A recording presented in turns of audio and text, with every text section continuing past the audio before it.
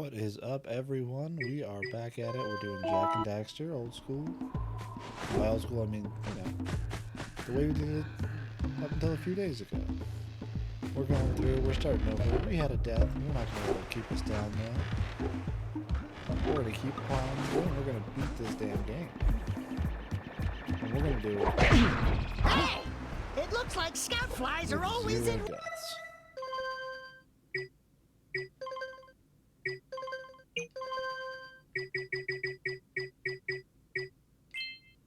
Red boxes. We're going to do this with 0 deaths. We're going to do this with 100% completion. We're going to knock it out of the fucking park, boys and girls. MDs and everyone in between.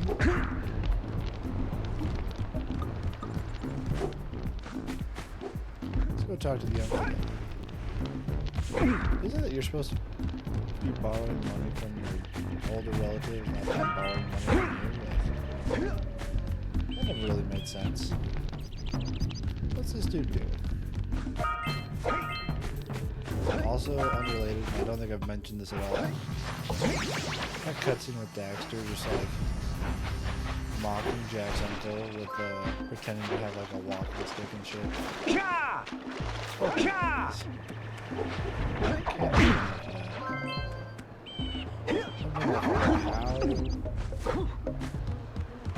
How good this game is. Skipping all the cutscenes and all that shit, like, you can kind of forget some of what makes it such a fun game.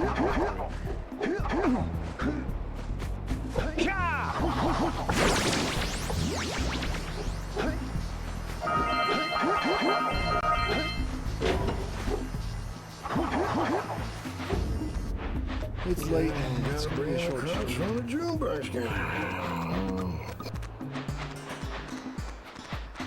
But it's been a few days since I've done Jak and Daxter content, so thought I'd hop on, have some fun, knock out some of the early sections of the game, and wait for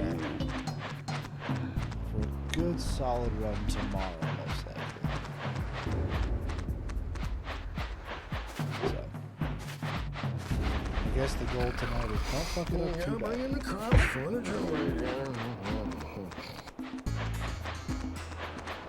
Had a couple nights of streaming Phasmophobia with a friend, and last night with a friend and his wife, and my wife here. It's a fun game. The controls kind of suck ass. Graphics might be a little bit dated. Man, if you get into it, like, it's got a good gameplay loop. It's got some fun mechanics, and just like that whole co-op element to it. It was really fun. I had a good time with it, so maybe we'll see more of that later. It's a harder one to actually like interact with chat while I'm streaming, so I might not stream it as much. It seems to not attract viewers very much, so we'll see. I don't really need to stream that one as well because I'm talking to other people. If there's demand for it, for sure. I definitely can. I don't think there's any demand for it. I mean, why put my PC through more than it has to go through, right?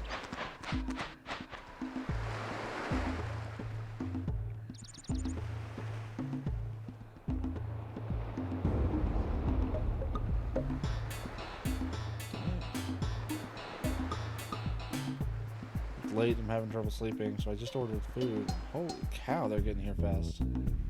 This is what happens when there's no other deliveries. You gotta bring in the I'm not in a small town, but also not in a major city, so it's interesting. I've had it where sometimes a place that's 10 minutes away gets me an order in 12 minutes, and sometimes I've had a couple times where it just never shows up, so just never know what you're gonna get.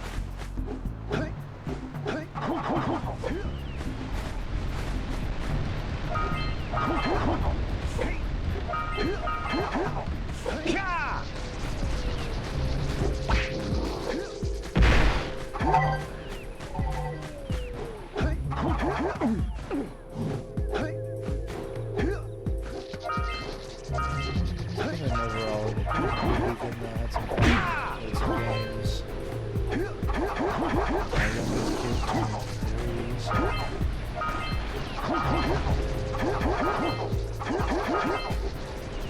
by pretty much any definition. How long you have a baby? It's a wild place to be in, having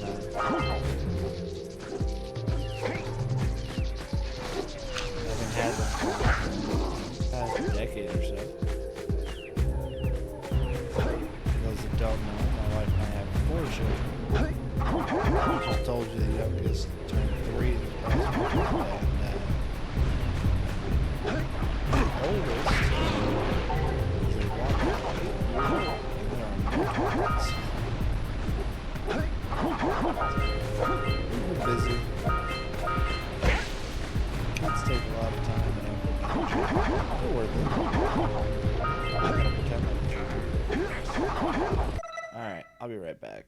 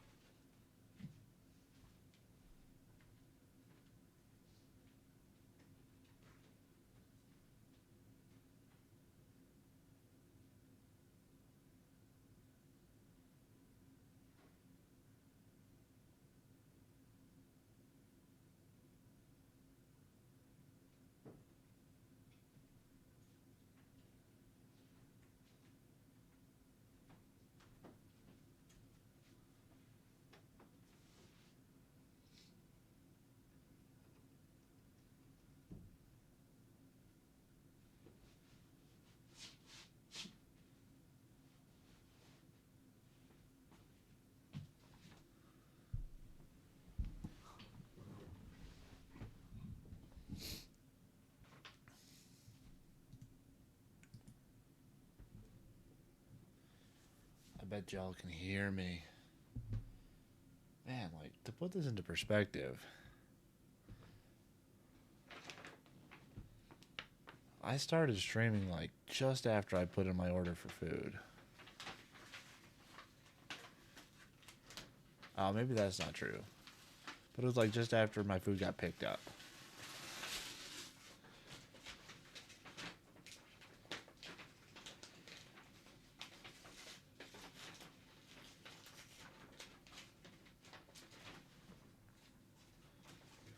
Point is, it got here fucking fast. Oh, and they gave me an extra straw. Will you look at that? It's my lucky day.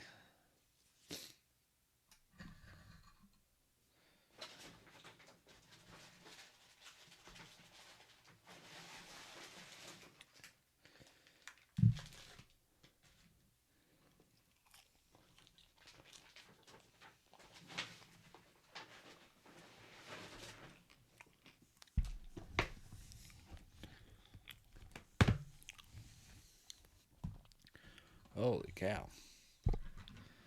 They gave me a lot of Parmesan on this chicken.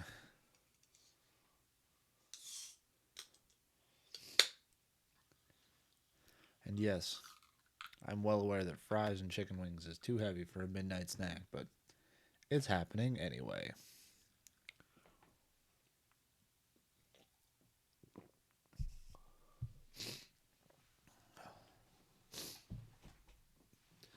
Nah, I mean, this is too much to share, but I'm going to share it anyway because there's nobody here and nobody goes back and rewatches these, so you get to learn about my life. This is like, what is it, like my secret public journal? We want to go with Mike Birbiglia. Wow, that is a shit ton of sauce that they did not. Okay. All good, all good. I'm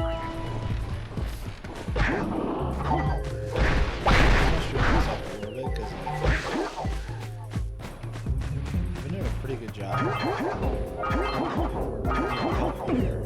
Oh shit, I should turn it back to so you guys can see what's going on.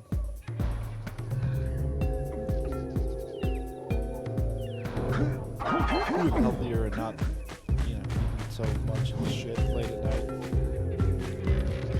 But I don't know, last month or so, I've just been stressed.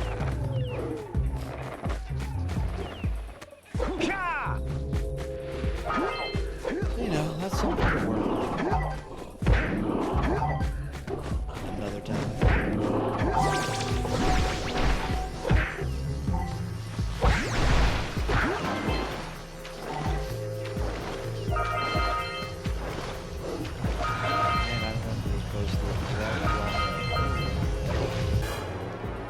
It's happening. We're doing it like this. Yo, AMC, where are you at? You don't want to miss this opportunity. For those of you that aren't brain broken, you should definitely check out the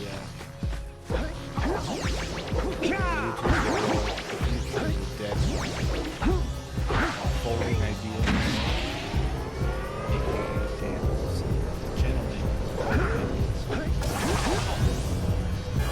Fantastic, cringy shit. I get a kick out of this guy. I love all of his, I think at this point, probably his most well-known videos. It's sort of better than one is Line Go Up. NFTs, which it's so funny to me how dead NFTs already are. They're such a huge thing for 2021. Everyone will die trying to get you to buy some fucking monkey-ass JPEG.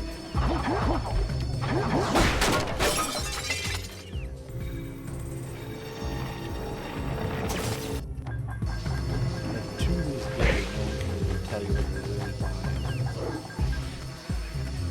Buy like an NFT of a picture, do you own the rights to use that picture to distribute it? Do you own the copyright? Do you own the trademark? What do you own? Do you own a link to a website where an image is hosted? Like, as far as I can tell, that's basically it.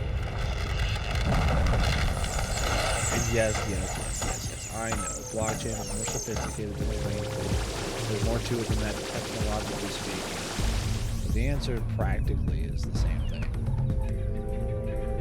Realistically, people that are buying into this didn't do it because they understood the implications for a decentralized digital currency.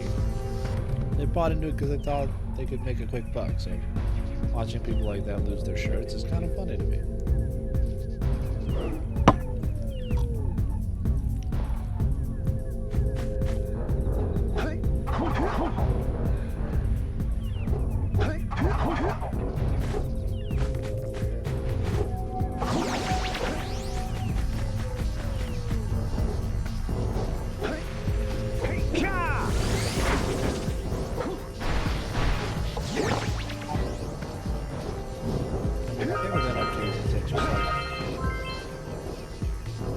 It takes literally like 5 minutes of sitting down and think about it before you realize how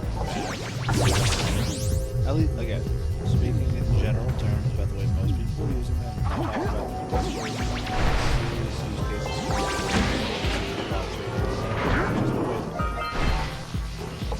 they are culturally and we're being used. So fucking funny. Seriously, the first tweet, we're trying to sell the first tweet. The person who bought it actually like paid money for the first tweet. Like, first of all, no. The first tweet was sent out on Twitter and is like codes on it. It's not, they didn't. It's so frustrating. Like, think about what a tweet is. It is literally you sharing your opinion publicly. And many people just feel like reading it. So what people said in this case and did is like, we will let you buy this person's opinion that they stated publicly. Or I guess since it isn't technically my opinion, I don't know what the first tweet said. It's probably from Dorsey, but I care so little about that that I didn't even look. But like, you are buying the first thing that somebody wrote on Twitter, which is, again, a site where people share their thoughts publicly. You are buying something that is shared publicly. How dumb is that? And I guess there's not that I forget where I started. I'm not even forgetting. I'm not tired of this thing. Y'all have nights like that? The wrong kind of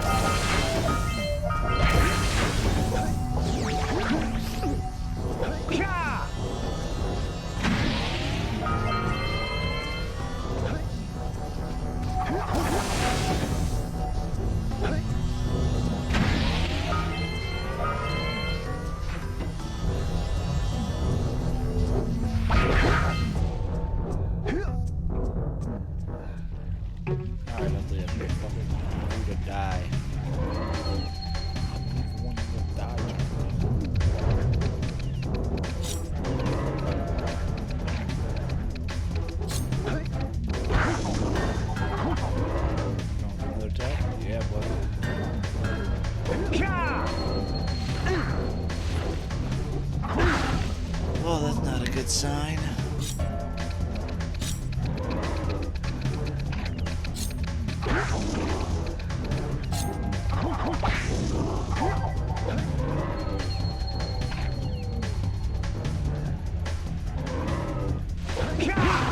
There we go. So his biggest video, Dan Olsen told me it was probably one of his up. One of my favorites, really made me a fan. Made me stick with it and watch pretty much everything that has until I don't give a shit about. Like in Search of Flat Earth, where he talks about flat earthers. I thought it was funny to watch flat earther shit, because like, it's so dumb. Like, there are so many ways we can go this round, and by trying to claim that you figured out this secret conspiracy that the whole world's trying to keep from you, and like that you're doing real science, and they're trying to suppress your ideas or whatever. It's just really important to understand it's stupid. Or what the world is. Like, it's so bad. All that Netflix documentary by like survey or whatever, and they set it up over long distances so they should be able to prove that it's flat, because this proves there. At this height, it proves the Earth is flat, but at this height, that's what the round Earth would suggest. They go and they look it out, they get all the measurements figured out, and they realize that their big results that show that, oh no, we're at the height that it would be if it was on. So they're done the experiment because we didn't get the answer we wanted. That, I think, is the perfect calculation. So many people think What do you have in the back? is what you're supposed to do in science or whatever. Like, you get the information that proves you're right. I'm like, oh, that's exactly the opposite of what. Here comes a big one. You should be working your ass off to try to prove your hypothesis, your guess, whatever you call it, in layman's terms, wrong. You want to be able to say, here's what I think. Steady, boy. Here's what will prove it wrong. And go try to make what will prove it wrong happen. Because if you can't, then you've got to be right. If you can't falsify it, that's how you know you're right. Here comes a big one. You should be looking for other people to try to do what you want. Steady, People boy. to be trying as hard as they possibly can to show where you're wrong, show where you made mistakes, show where your understanding is flawed, show where maybe you forgot to control from somebody or something like that. Hold Because then steady. you can constantly get answers. You don't have to be like, oh, I think so, and I found this evidence that kind of supports what I'm saying, so it's probably true. It's like, no, I could not You prove did it! myself wrong. You got 200 pounds. And that is how I know that I'm right, because I tried as hard as I could, and they tried, and they tried, and they tried, and no one can prove me wrong. And so until such time as somebody can, this is correct. That is what true science is, at least to me. And I know I'm oversimplifying things, and I know that like, realistically all science is provisional. Like at this point, if we come up with a better theory that explains things more accurately and more completely than gravity, gravity could be overturned. And yes, the round Earth could be overturned. Everything we know as far as scientific knowledge could be overturned at this point. But it doesn't take like some random half-ass guess to it doesn't feel like, oh, well, I found some evidence that might point to me being right about this. It's like, no. At this point, to overturn the centuries of data and research and understanding and knowledge and information that we've gathered throughout human history, you don't have to find something that kind of sort of explains the facts. You have to find something that explains them better than our current understanding and that can be used to make testable, real predictions about what's going to happen that can't be falsified, and those predictions come true. Then people will take you seriously. You can't be like, well, I've got a good idea, and some stuff kind of backs it up, so you can't say I'm wrong, because, you know, I've got, like, some evidence. No, that's not how science works. That's not how knowledge works. That's not how skepticism works. That's you wanting to feel special and smart and right, and that's my big problem with, like, flat earthers and with a lot of different things. When people have some things that they're like, well, I kind of feel like this proves my point, so you should take me seriously. And they haven't done the work and actually thought through positions, and they just want to fucking talk out their ass about shit they don't understand. I think that the phrase that does it best for me, most encapsulated for me for a lot of things is people want to believe that their ignorance is just as valuable as your understanding, or something like that. Like, their ignorance is just as valuable as, or as valid, or as valuable. I'm not high, but I sound like I am, as your knowledge. And that's the thing, is like, you do not need to know everything about physics, or astronomy, or chemistry, or whatever to make you valuable as a human being, to make you worthwhile, to make you somebody that deserves to be here on this planet with the rest of us. You get access to that just by being born and surviving long enough to have people that love you and care about you, or to have something that you love and care about. Any of that is perfectly valid. You do not get to then turn around and with that imperfect understanding and that for whatever reason, that lack of knowledge, if you haven't studied, or your brain just can't quite wrap your head around it, it doesn't make sense to you, whatever, that's all fine. You don't get to take that ignorance and turn around and go tell people that have spent their lives and their careers and their blood, sweat, tears, passion, and lives in many cases to give us greater understanding as a species and say, well, I kind of have this idea that contradicts what you say, and I feel like it's right, so it probably is. No, it does not work that way. Shut the fuck up if you think it does. I'm not discouraging anyone from coming up with interesting ideas or researching or trying to figure out shit, trying to get information that they care about. What I am saying is, do not for a second think that these ideas or this small amount of research or whatever you've done is enough to invalidate everyone else around you. You might be right. 100% possible. Scientific paradigm shifts have happened in the past. It's a lot less likely now because we have a far more robust process for getting information and figuring out what information is, you know, commonly accepted. Again, at this point, for something to overturn, you know, some of our big knowledge spaces, like, you know, like the Earth being fucking round, it would have to be so incredibly thorough and well researched and fucking bulletproof that it can't be ignored. It can't be the stupid shit that people come up with. Well, like, the Earth looks flat, so it's probably flat. I know that one's a straw man, but things like, oh gosh, what is it, Mark Sargent's like, well, I looked at some flights that go across the globe, but I think they make more sense if the Earth was flat. Oh, and the ones that make more sense on the round Earth or whatever, those just, they're probably not real. Like, shit like that, like, huge pet peeve. I cannot stand it when people are like, I have this cool idea and I'm gonna act and put my entire reputation and personality on me being right despite having no fucking clue what I'm talking about.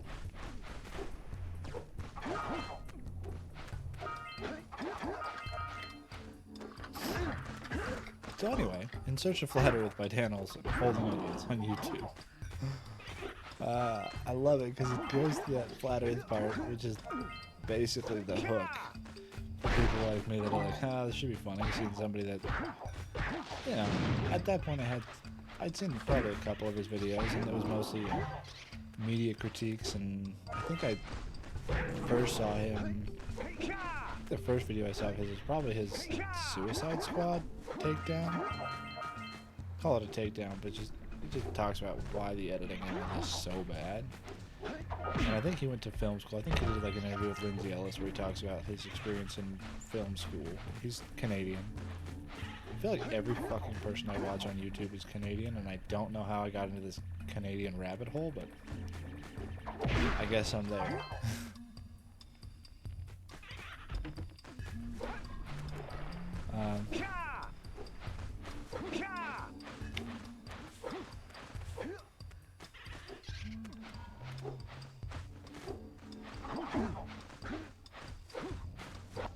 So my experience with that, and like I got into him, and he starts with the first half of the video talking about flat Earth and why it's so stupid, and like just kind of like what goes into it. Oh, it's also one of my favorite quotes, like of all time, comes from that video, and that was 2020. So you know, it was a big time for a lot of people, and he says something to the fact that I should go look it up again because I've forgotten the quote exactly, and I want to go get it right. But it's essentially like, you know, in 2020, I've found that my patience and my tolerance for people that engage in performative rejection of empathy and evidence is at an all-time low or something like that. And I know that's wrong. I'm positive that's wrong, but I can't remember the actual quote. So it's close enough for me right now. And I just that one section was like, these people that engage in performative rejection of empathy and evidence. Like, I could not think of a better way to describe what went on during COVID for a lot of people. It's like, yo, I've decided I don't want this to be real. I've decided I don't want to deal with this. So I'm going to ignore all the information, all the evidence, all the data, all the people that are around me getting sick and getting hurt, and all the people that across the world have been dealing with this awful thing. And I'm going to look you square in the face and tell you this isn't real. Never mind the fact that, like, oh my god. And yes, I'm going to rehash 2020 over and over until the day I die. And is that healthy for me? Probably not. But, like, I cannot believe the things that we went through as a country. And I try to have sympathy, and I understand it was a scary time. And, like, people would rather it wasn't real. It wasn't happening what was happening. But, like,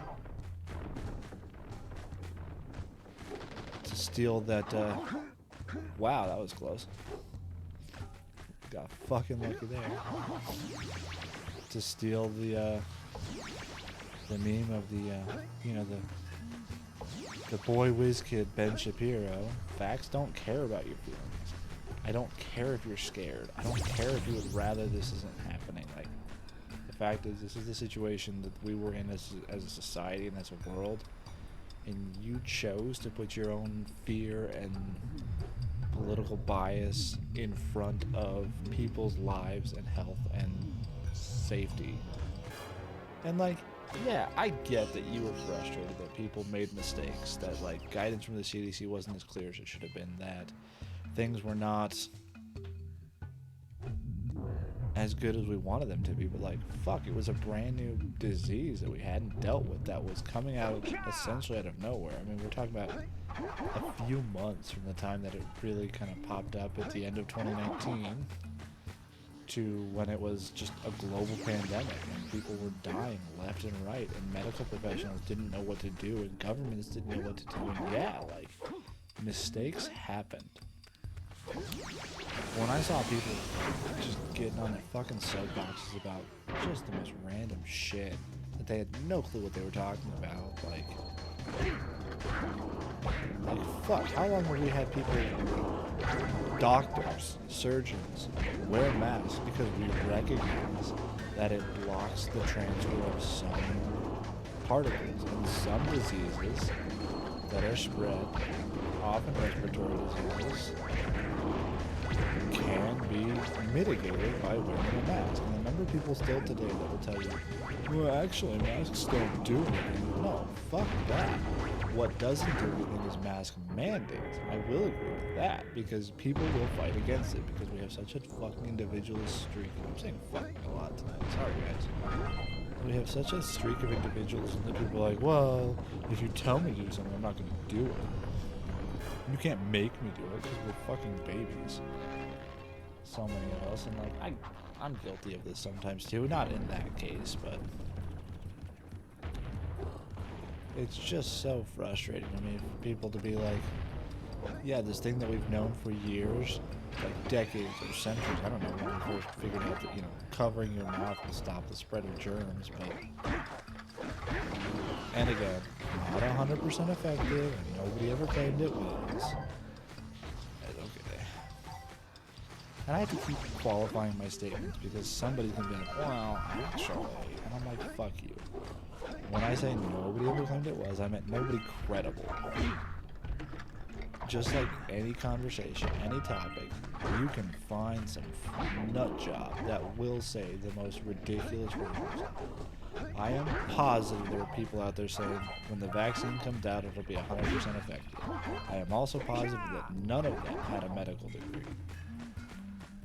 That's not even true. Maybe somebody with a medical degree said that because they're stupid. Because, you know, getting a degree doesn't mean you're intelligent. It just means you were able to get through the required work to get that degree. And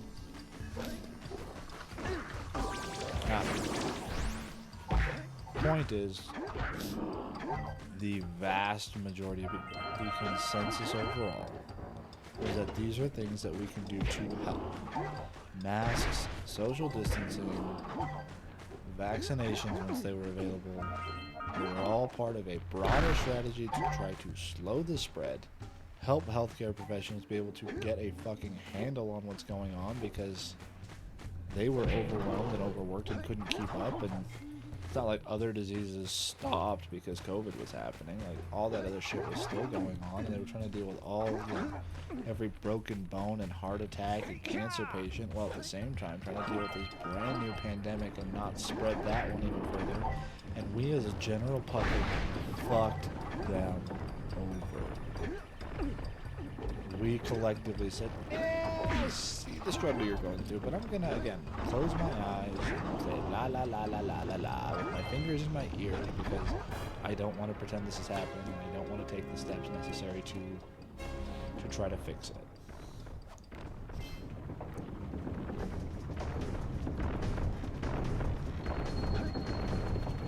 So anyway, Dan Olson, in search of a flat earth, he takes this whole fucking flat earth thing and elegantly takes that opportunity to teach people about a whole brand new cult that they've never heard of QAnon, which was really the first. It was not the first time I'd heard of QAnon, but it was really the first deep dive I'd taken into QAnon. So I think he'll probably always have a special place in my heart for that, for teaching me about this fresh hell.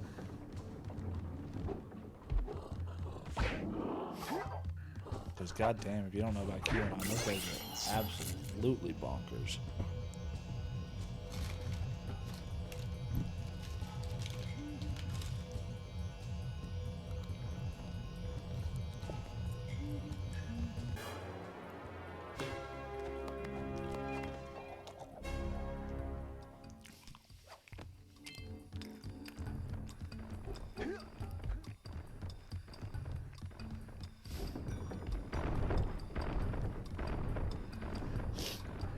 Somehow the entire apparatus of the United States government has been killing and harvesting adrenochrome off of babies for decades, if not longer, because, well, they're evil satanic pedophiles who kill and torture and rape babies, and they just keep it a secret because they're so big and powerful. Like, yeah, that's gonna happen.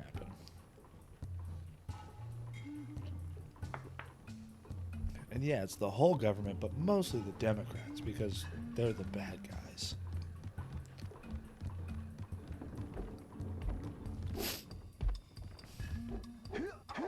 And, like, don't get me wrong, there are plenty of reasons to be mad at the Democrats. Like, I've got a whole list of them. But, you know, satanic, ritual sacrifice, baby killing is not on that list. I'm sorry, it's just not. If you think that the Democrats could keep something like that organized and hidden well enough for all this time, like, A, I would think you would want them in charge at that point, because, like, fuck, the organizational, logistical, and just, like, that's so fucking impressive if they could do that. I want them running the DMV if they're doing that kind of stuff. Like, that's awesome. Not the satanic stuff. Like, the whole ability to orchestrate and carry out this gigantic covert operation with nobody having any concrete evidence of it at all, or even circumstantial evidence. Just wild theories about pizza shops and whatever else. I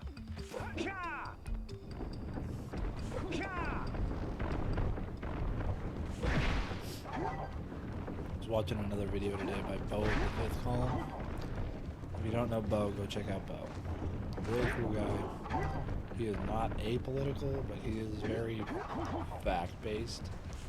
Very much will only take things that have been reported by reputable sources. Very much uses his experience to extrapolate, and he'll tell you when it's his opinion or when it's something that he knows. He's a quality source of information as far as I can tell. Every time I fact check him, it comes up really well. Bo of the Fifth Column. B-E-A-U of the Fifth, F-I-F-T-H. Column, like, you know, the vertical pillar things. I know that's not anyway. It's not what his name means, but that's the words. Beau of the fifth column.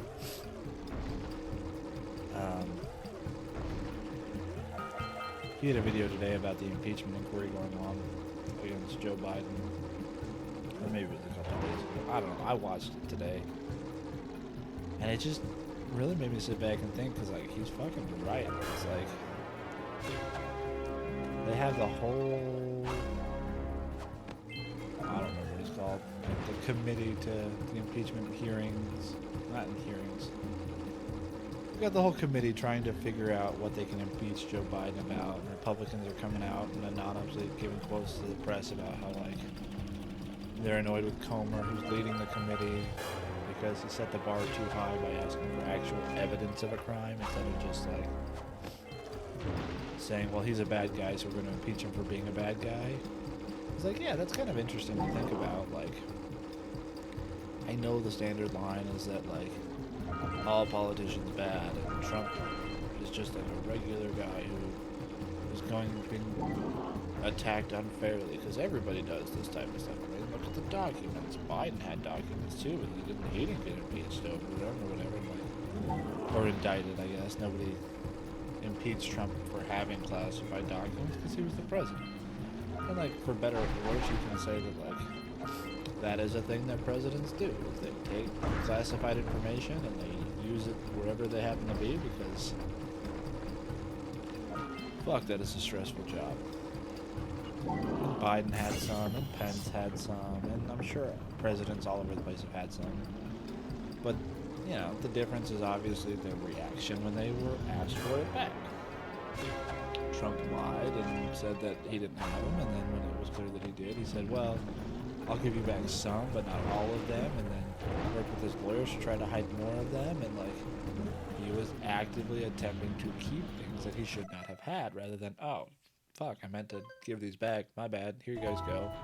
Like, if you seriously can't see the difference in how that was handled, like, that's kind of on you. But anyway, back to this video about the impeachment inquiry. It's like, the fact that they've been investigating Biden for months, and actually years, really, and they've got nothing, is really interesting when you think about it, because, like, he's been in politics for decades, at least, like, 40 years now, and they don't have anything that they can find to impeach him on over that whole time. Nothing concrete, just like a bunch of, well, his son is kind of shady, and, like, he never, like, abandoned his son, so he must be shady too. Just, it's very interesting to look at the differences, because you've got Trump, and, like, well, you impeached Trump over nothing. It's like, no, that's not true. You can disagree and say that it wasn't substantial enough, but both times that Trump was impeached by the House, there were very concrete reasons why he was impeached. You got the first one where there was a call to a foreign nation, to the leader of a foreign nation, saying, here's what I want you to do. I want you to investigate my political rival to find dirt on him, or we will stop funding your defense. We will stop providing aid to your country.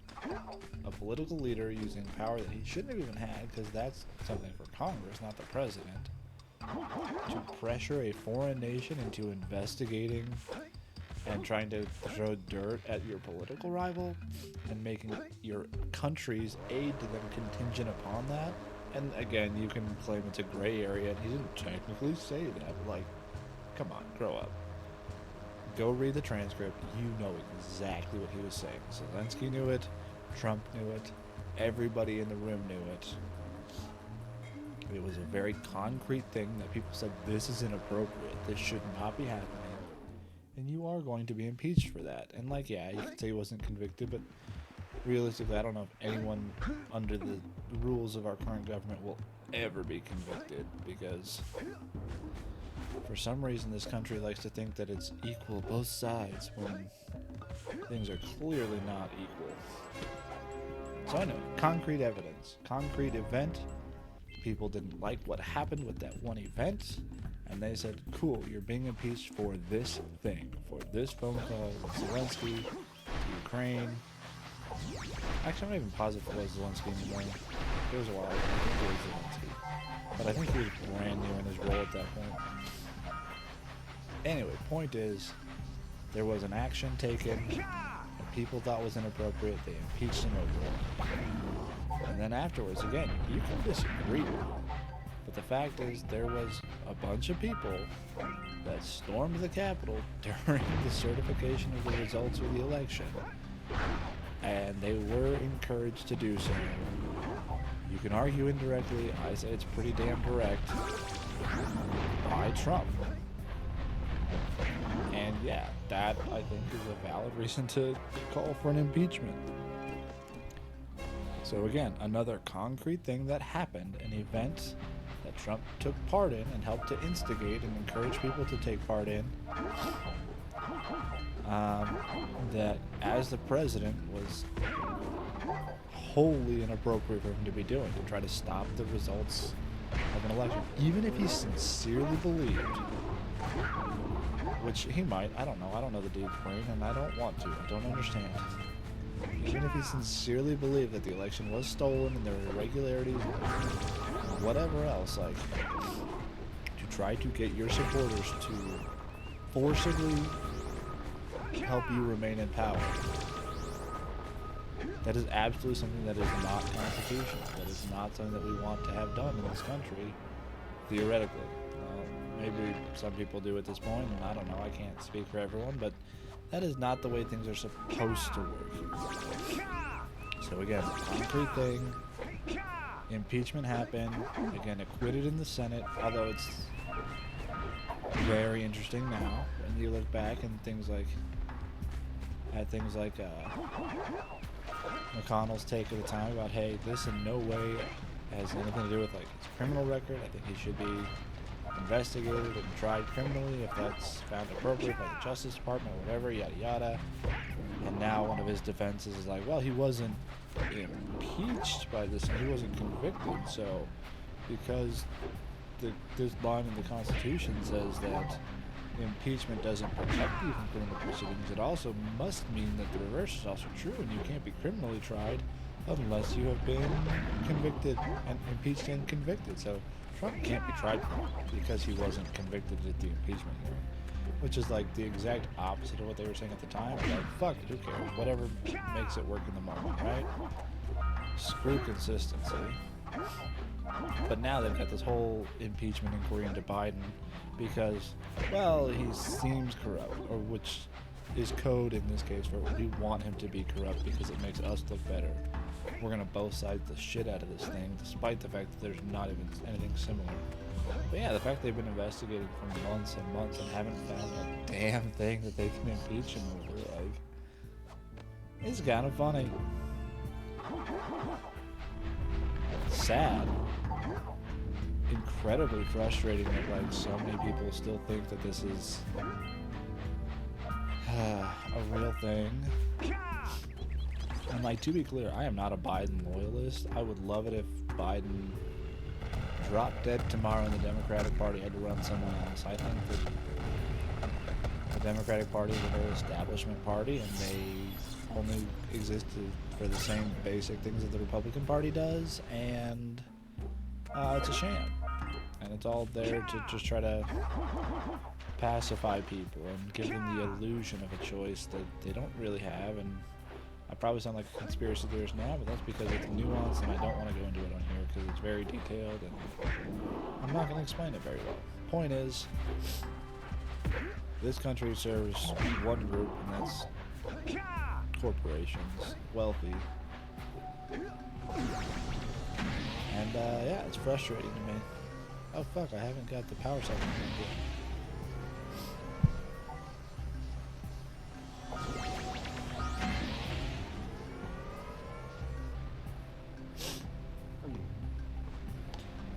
But, I mean, if we're going to have two people that ultimately serve corporate interests, two groups of people that ultimately serve corporate interests, I'm not going to lie, I will still prefer the one that says, yeah, human rights are important.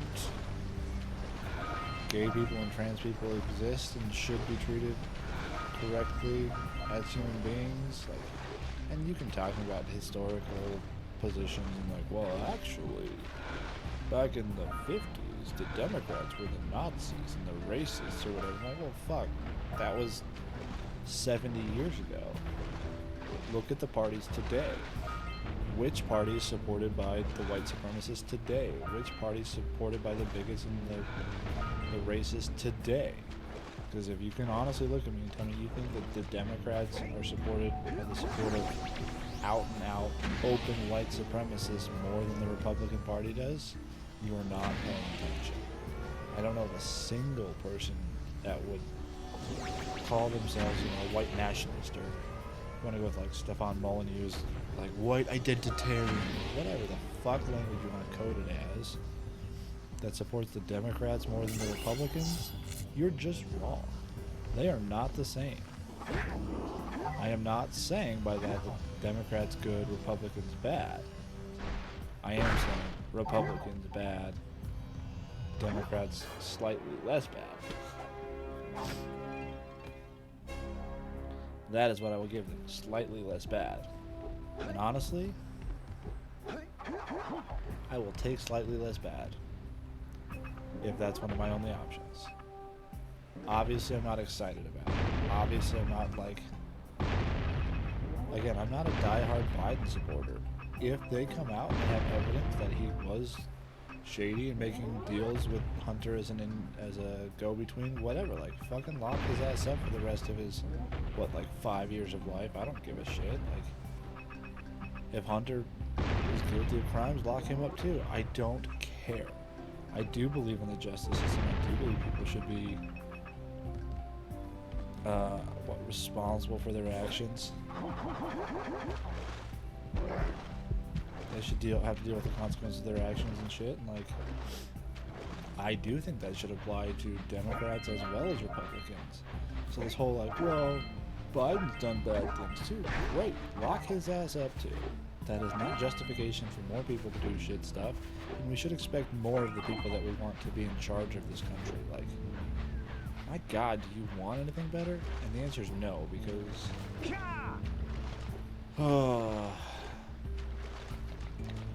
honestly, and I hate to do it, but I think it goes back to Reagan. And it's probably... I wasn't alive at the time, so there's probably more to it. There's more general sentiment and whatever, but like... I think that a lot of people's brains have been...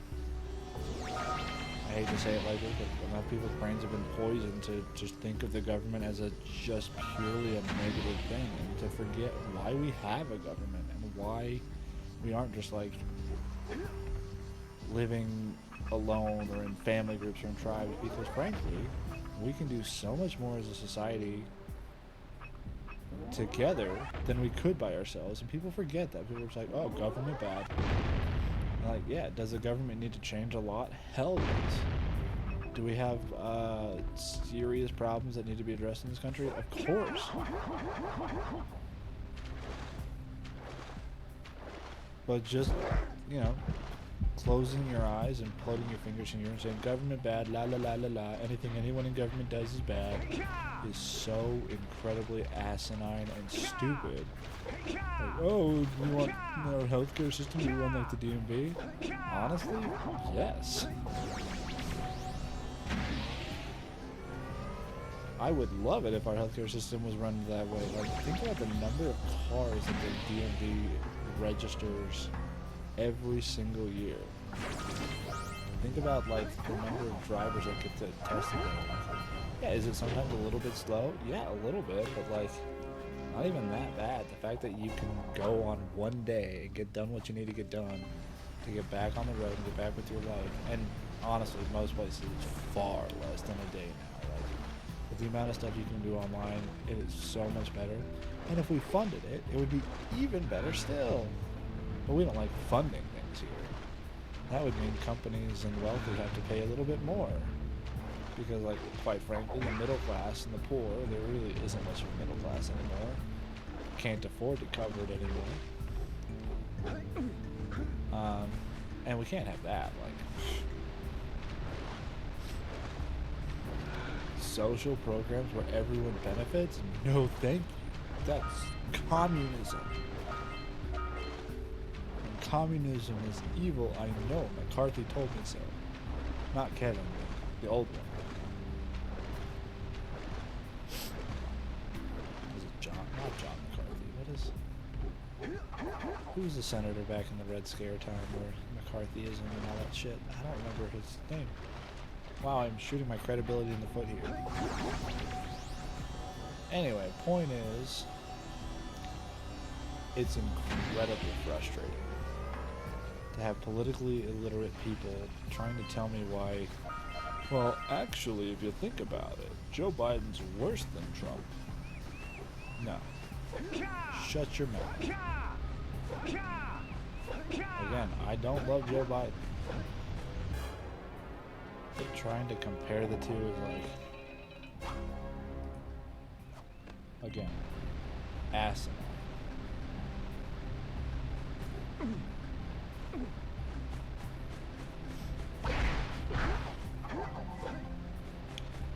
And I've got good friends. I grew up Mormon. I grew up very conservative. I was a registered Republican until a few years ago.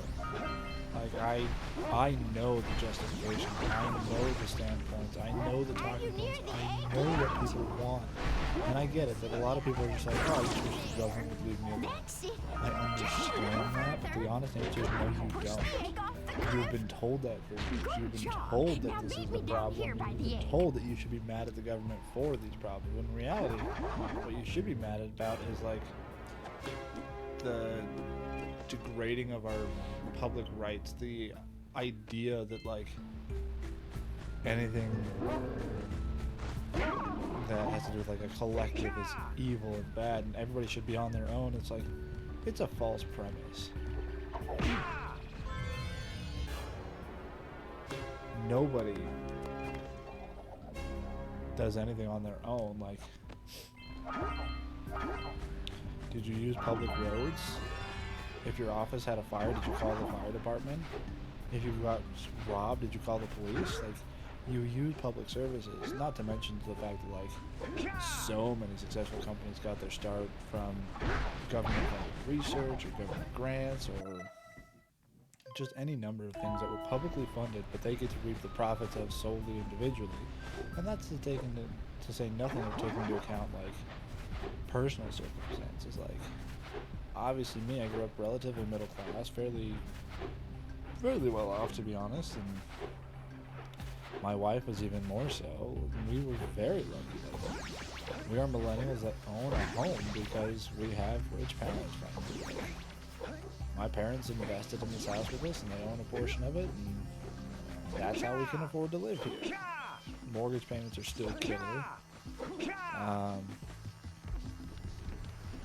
not saying it's easy for us, but it's easier than so many people, and I have to recognize that. And if I try to pretend like my life is the same and I worked harder to get where I am than people that don't have these things that I have, and so I deserve everything that I got while they deserve to be poor. It's like, that, fuck that. That is absolutely untrue.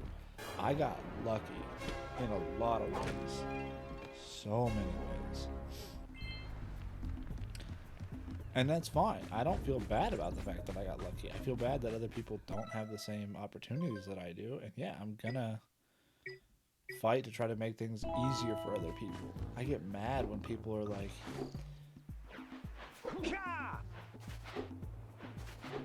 I don't know, when people have the attitude of like, it was hard for me, so it should be hard for everyone else. No, fuck that.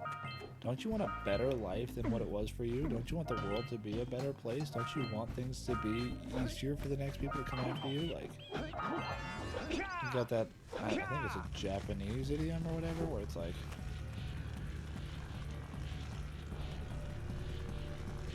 it's a good texture pack. You have the 20 cells needed to power my heat shield. Like, oh man, I can't remember. I'm gonna butcher quotes all night tonight. That's fine. Something about like the world being a better place when the elderly plant trees in whose shade they know they will never sit. Like, don't you want to make the world a better place for the people that come after you?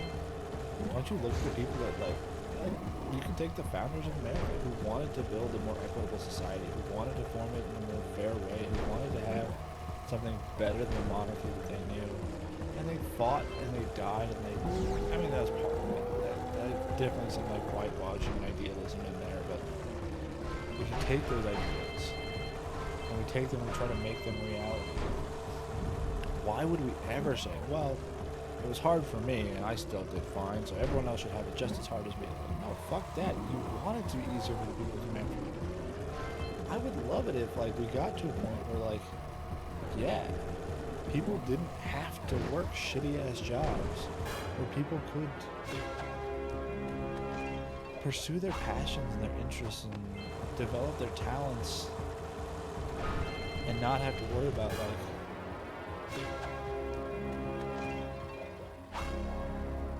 mundane shit just to survive another day. And like, yeah, that's obviously not realistic. We're nowhere close to that. And I get that. But like, it boggles my mind when people are like, I don't want this. And no one says that.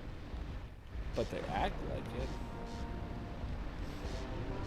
You're like, well, why should we, as a country, provide healthcare, provide access to healthcare for poor people?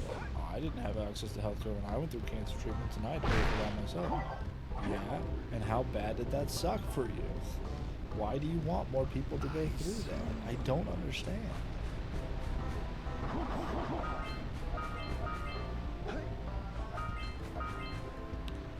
And I do kind of understand. Like, I'm being a little facetious. I get it. I understand that people, most of where the resentment and the pushback is coming from is, again, conservative, middle-aged and older people that honestly are tenuously middle class. I feel like at any second they could have it all ripped away from them and don't want that to happen. I feel like in order to make big changes, they're going to lose everything they've had, that they've worked their whole lives for. I understand that feeling and that fear, but like, get over it, I guess. I'm sorry.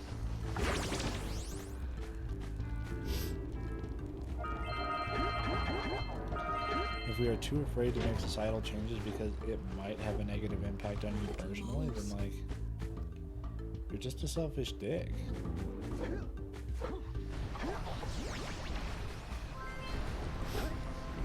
I don't want the property taxes on my second home to go up. Fuck off.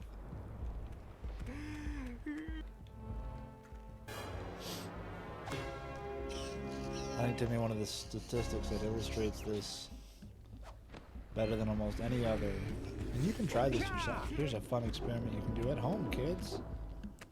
Google the name of your city plus number of homeless people. And then, separately, Google the name of your city plus vacant houses. It will almost guarantee you it is multiple orders of magnitude higher for the number of vacant homes than the number of homeless people. And obviously, just to get it out of the way before anybody starts to come after me, I understand that homelessness is multifaceted and a complex issue and yada yada yada, but the fact remains that people every day die from exposure, people every day die from hunger, people every day die from lack of basic medical treatment that could be provided, that we have the resources to provide, but it's not profitable to do so. I think about the fact that, you know, we've got fucking Amazon that has the infrastructure and the ability to get basically anything, anywhere, in incredibly short amounts of time. Days or even hours in some cases.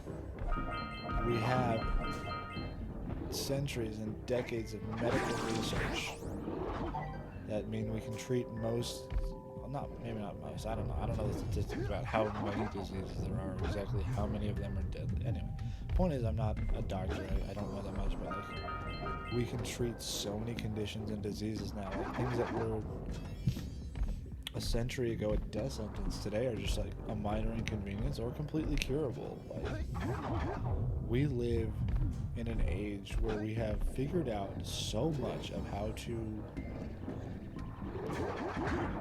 help people, how to help humans thrive and succeed and survive. And it's all fucking paywall now.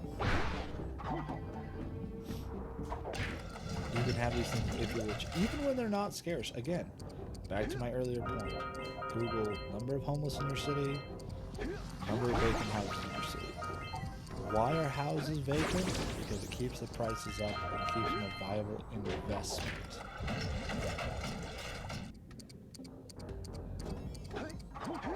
For the vast majority of Americans, their home is going to be their largest asset that they will ever have in their life, if they can afford it.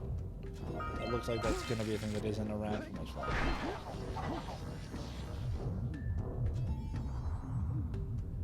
And the fact that basic shelter has essentially been turned into an asset in a portfolio is disgusting to me. And again, I'm one to talk. I own a house, and it has appreciated a lot since when I bought it. I absolutely have some benefit from the system, but I would gladly give that up if it meant that more people could live. More people could have a place where they could feel safe, where they're not exposed to extreme weather and other dangers that are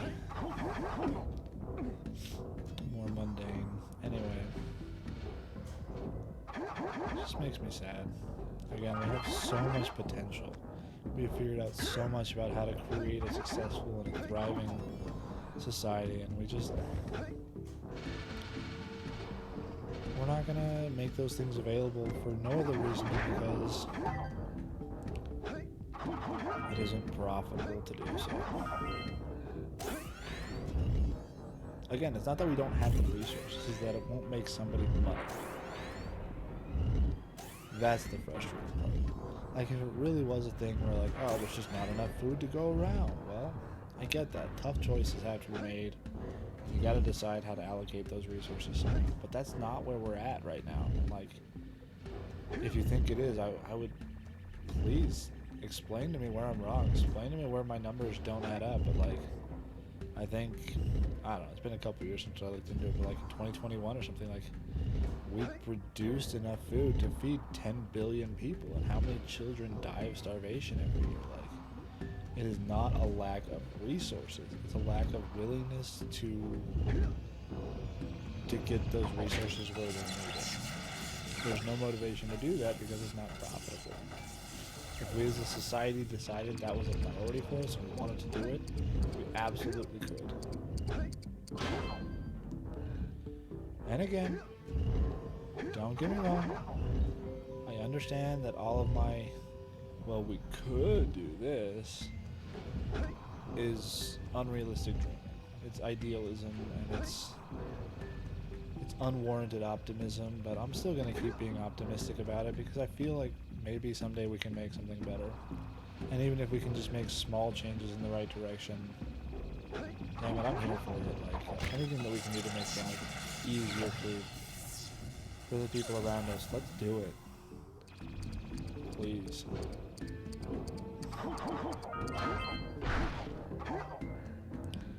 I'm gonna fucking die.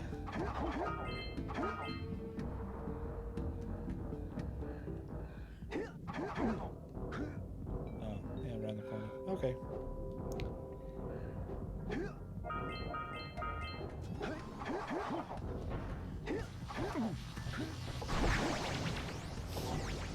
So anyway, In Search of Flat Earth by Dan Olson, Holding Ideas on YouTube.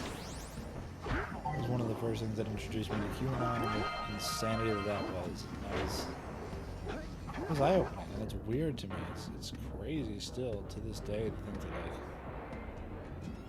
there's this not insignificant group of people that is out there that honestly believes this shit, that believes that, like, again, that the Democratic Party, or at least high-ranking members of the Democratic Party, are organized or capable of keeping some grand conspiracy quiet for all these decades and all this time. Like, the fuck are you talking about?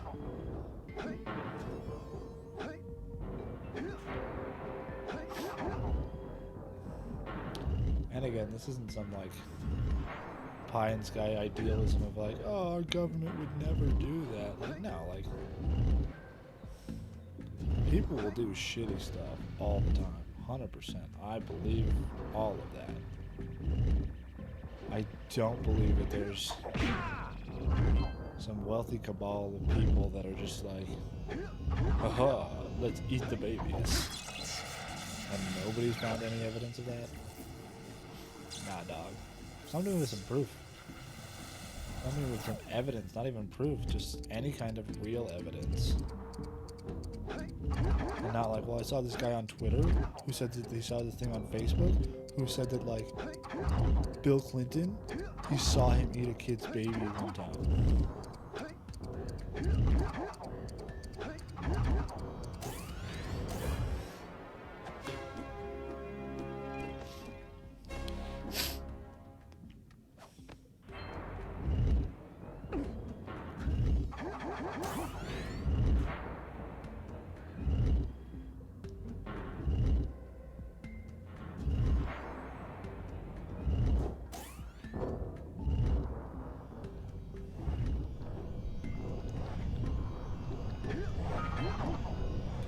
So sad if I fell into the dark eco here. I've survived so long.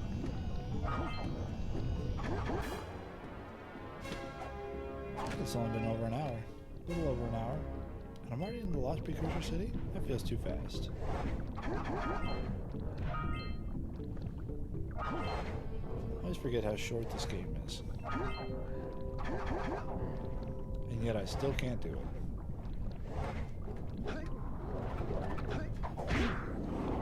Ooh, that was risky. Oh, fuck. Oh, thank God. One extra hit. Come on, dude. Come here. Come here, please. Thank you.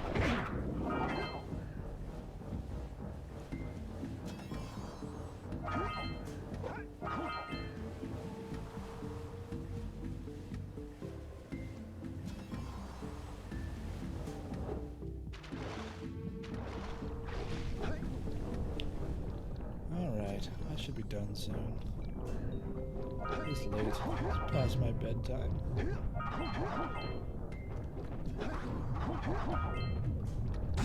Ah, fuck. Yep, see, I just said it. I should have been done. 39%? That's not terrible.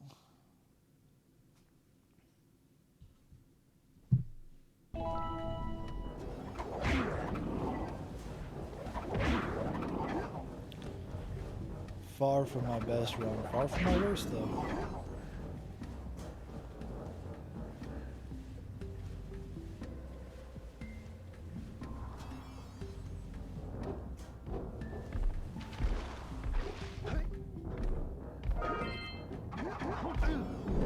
Fuck you. I like how after I die, I keep playing, but I just don't care anymore.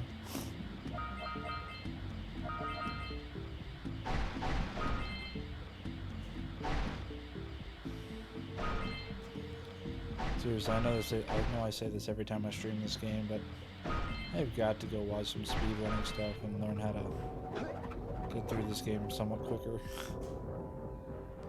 Like, an hour to get here is not bad, considering like the records of 100% speedruns are, you know, a little over an hour in total for the whole game. I'm 39%. I got some basic efficiency that I could do.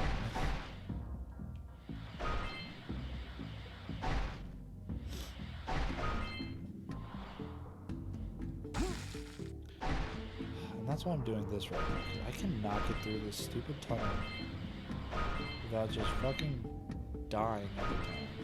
Not dying, but this is a tricky one for me. Then you got this run up, which is terrifying, but doable. Definitely doable.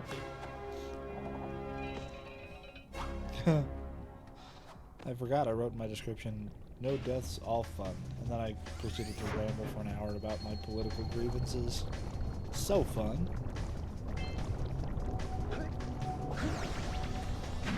I don't know, maybe some people enjoy it. Or at least, you know, find some catharsis in it. Oh yeah. Kind of a cool color for it. Got a couple different texture packs going on right now on Open Roll. Got these blue lurkers. Got Kira in her like little candy pop outfit. And then just overall just HD textures.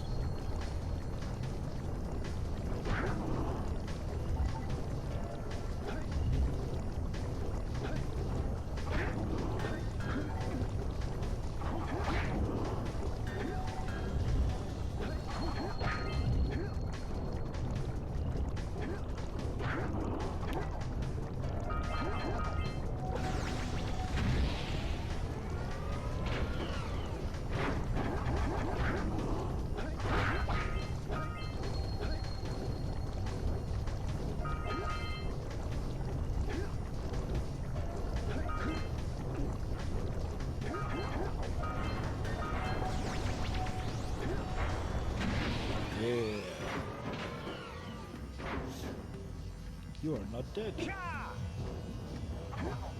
Hey, you shot me.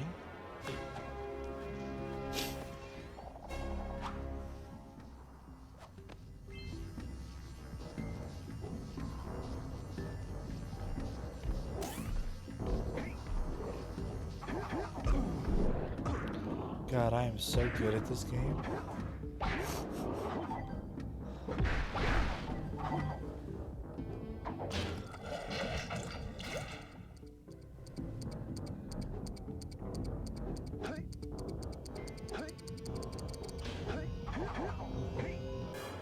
Why am I still playing? It's late. I'm tired. I've already died. I need to go to bed.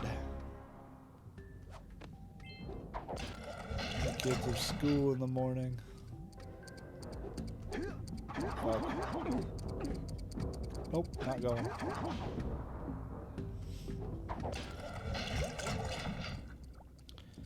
Oh my god. It was my kid's 3rd birthday. So we had my sister and her husband and their kids over for like a little mini party get together today, and the kids were being a little bit rude and just not playing super nicely at one point. And my oldest kind of just like laid on the couch and refused to play with his cousins anymore and just was being grumpy, and I chalked it up to like, oh, he's not getting to play video games because they've been playing video games all day every day because I'm a great parent. And I was just frustrated with him. And they left and he was still just kind of like laying around and being lazy, and well, ended up taking his temperature, and he got a temperature like 102 degrees. He didn't say he felt bad or anything, and he's 8, so I didn't really know. But I still feel bad because I kind of like laid into him a little bit.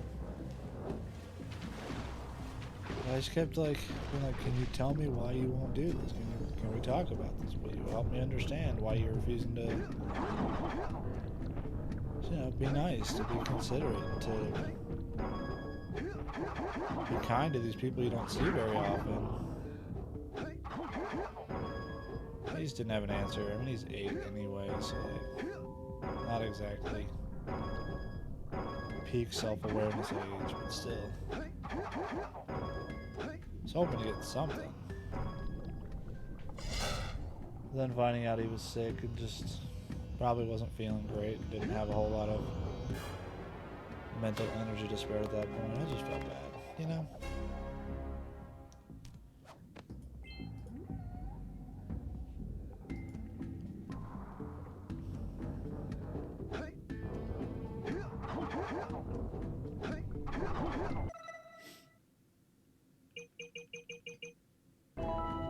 Where did I miss a scout fly?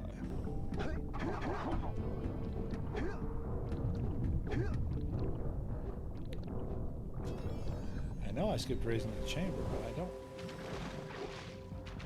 don't know where I missed the scout fly.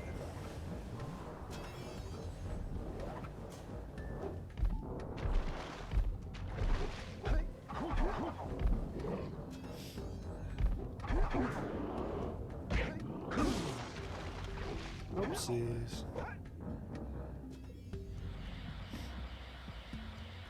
Oh, probably in that same room with the chamber.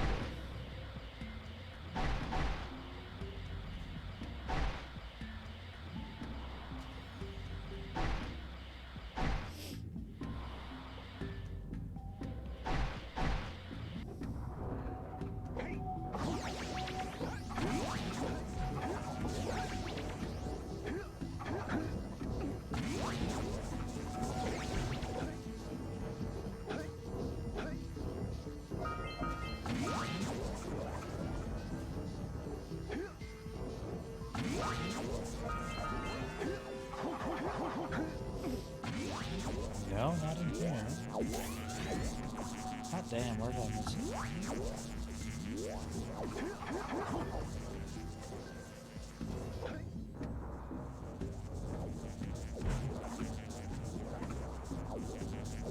It doesn't matter. Why am I going for 100% completion on a run that I'm just going to overwrite the next time I play? What am I doing with my life?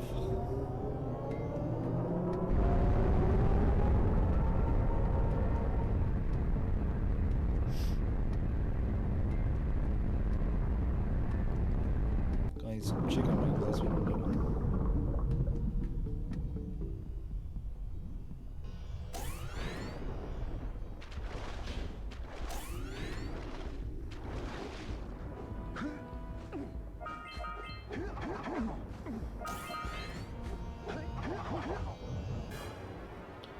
Seriously though, where did I miss it?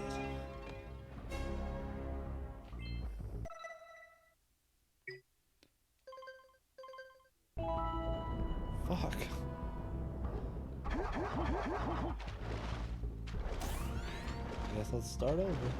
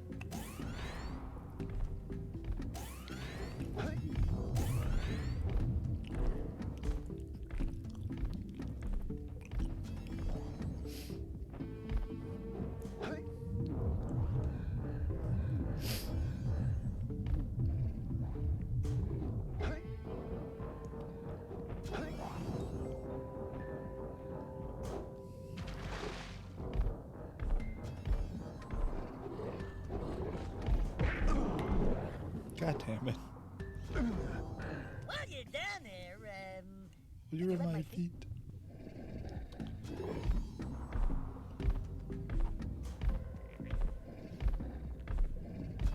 I like this blue lurker pack.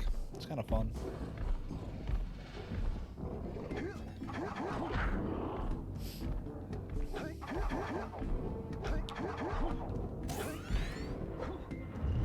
I guess we'd be in here somewhere, but where? I don't think it is in here because I don't see it anywhere. It's not exactly a room with a lot of hiding spots. It drives me bananas that I've 100% of this game so many times and I still just like, occasionally overlook things and miss the easy ones. Ooh, don't hurt me, baby.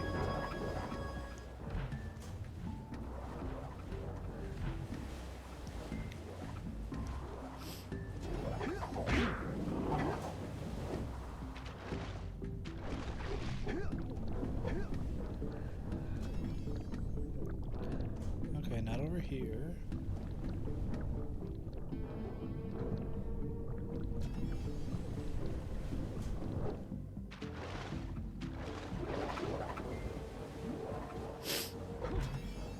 It's alright, we'll figure it out. We'll get there. Might be here for the next 3 hours looking for this one scout fly, but we'll get there.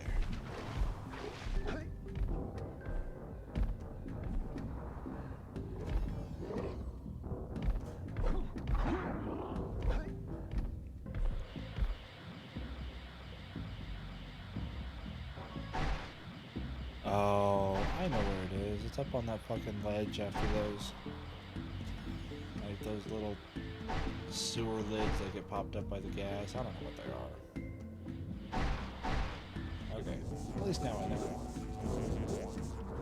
Right up there.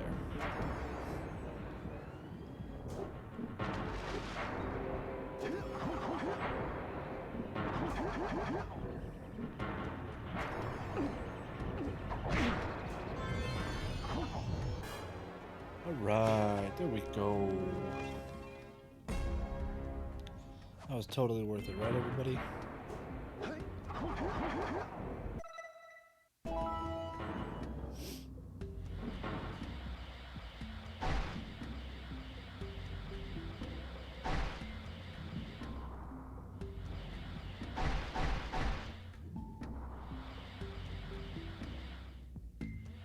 It's good practice. Damn it. It's only good practice if I do it right. God damn it.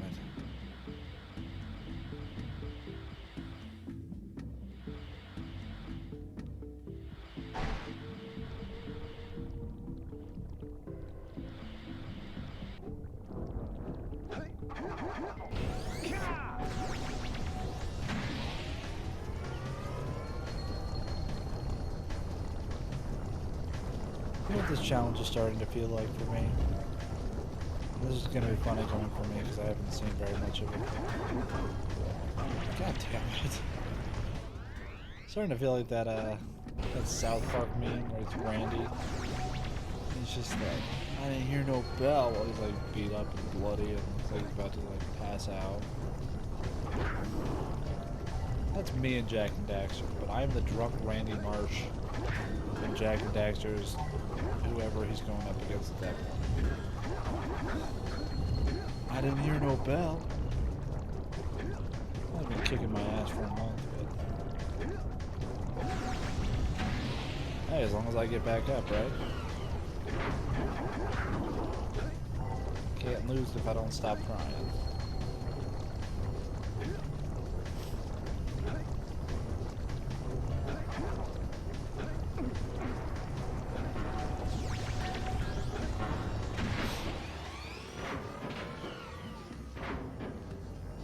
Let's get the fuck out of here.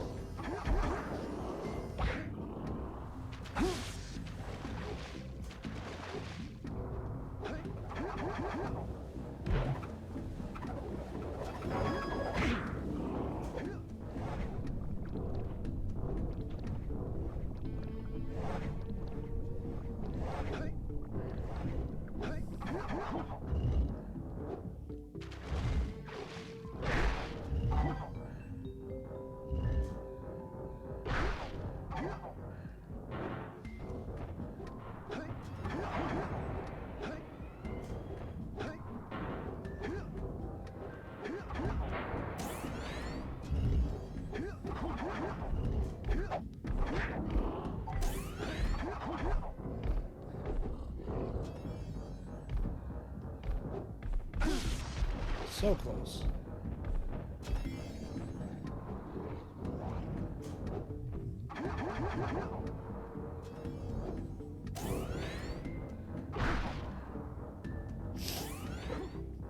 Now, clever viewers might be sitting here asking, well, why am I walking all the way back to the entrance? Except the clever viewers will also have noticed that I did not bring that platform or the chamber back down, so fuck me, I guess. I gotta take the long way.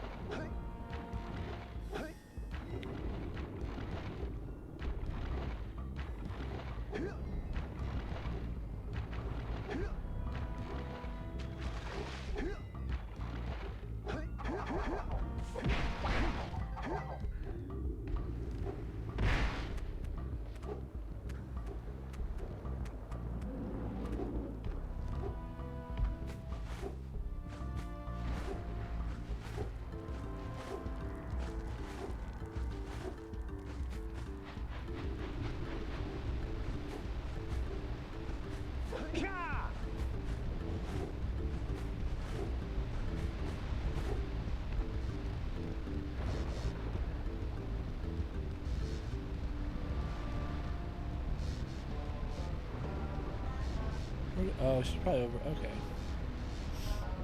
I came all the way up here to check out Kira's different texture pack, and she's all the way down there. God damn me. Let's take our chances with this.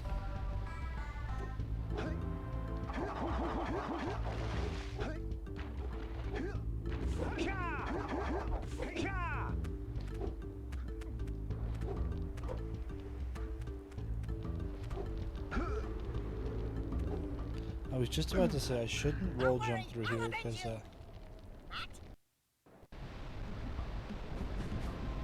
I always end up falling on my ass. No, go away. No, go away. Alright, I think it's pretty clear that I'm useless at this point, guys, so appreciate you being here. Hope you have a wonderful night. Stay safe, stay warm, be kind to each other, do something nice for someone else. Have a great one, y'all. Peace out.